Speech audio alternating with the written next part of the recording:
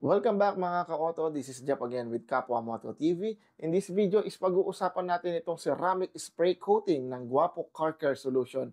Pero hindi lang ito ang ating pag-uusapan mga ka-auto, no? Pag-uusapan din natin of course itong Carnauba Liquid Wax at ikukumpara natin siya sa ceramic spray coating ng Guapo Car Care Solution. You might be wondering guys kung bakit ko sila pinagkukumpara. Dahil ako man nagtataka kung ano nga ba ang pagkakahalintulad at pagkakaiba ng dalawang produkto na ito. Dahil ayon sa kanilang description, halos parehas yung makikita nyo sa description nila.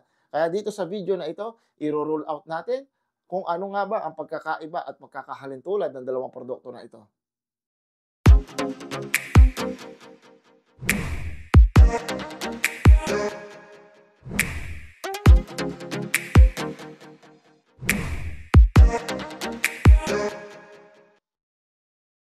Okay mga ka-auto, pag-usapan na natin ngayon kung ano nga ba ang mga nagustuhan ko dito na pagkakaparehas ng dalawang produkto na ito. Sa Carnauba Liquid Wax is na-impress ako dahil kayang-kaya niyang panumbalikin ang tingkad ng kulay ng sasakyan at kaya niya itong pakinangin na para bang bago pagtapos mo itong gamitin.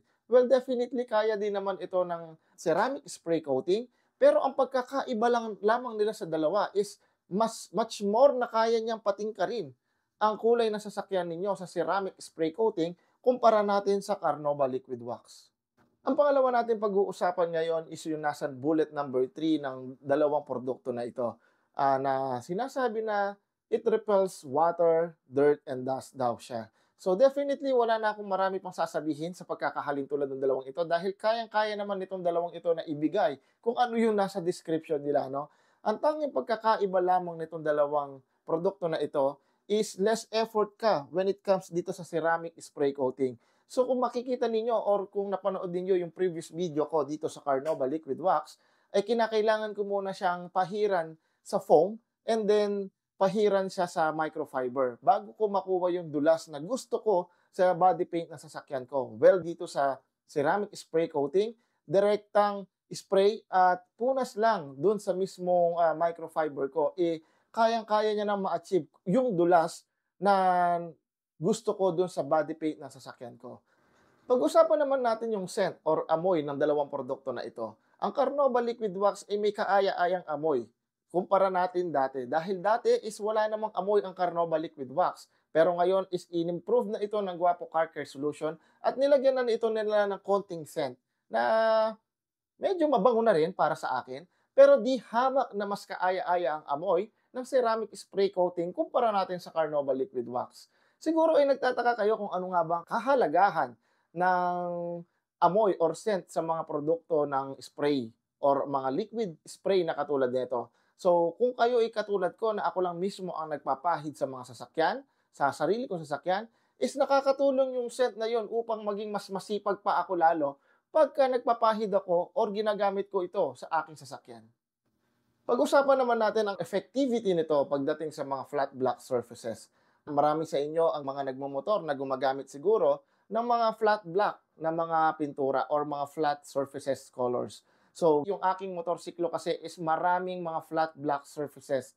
At nagustuhan ko tong Carnauba Liquid Wax kasi kayang-kaya niyang panumbalikin yung itim at kayang-kaya niyang pakintabin kahit na ang flat black surfaces ng aking Honda Click.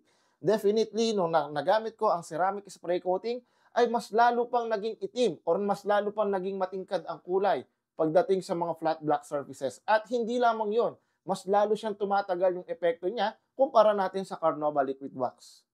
Okay, ang huli natin pag-uusapan mga ka-auto is yun namang pagkakaiba ng presyo ng dalawang ito. Kung sulit nga ba ang presyo nila pagdating sa kanilang mga functionality or performance na pwedeng ibigay sa inyo.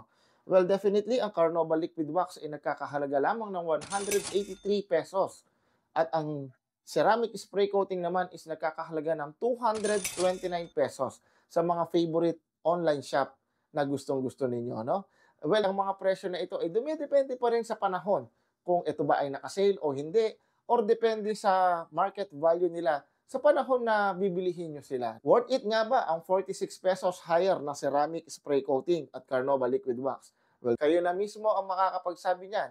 Pero kung ako ang tatanungin, I will definitely go for the ceramic spray coating rather than to Carnauba liquid wax. Dahil ang epekto ay mas lalong matagal at mas lalo akong hindi hassle para sa akin ang magpahid ng liquid wax na ito kumpara sa Carnauba liquid wax. Okay mga ka-auto, umaasa ako na nakatulong itong video na ito kung magde-decide kayo na gumamit ng ceramic spray coating or yung Carnauba liquid wax.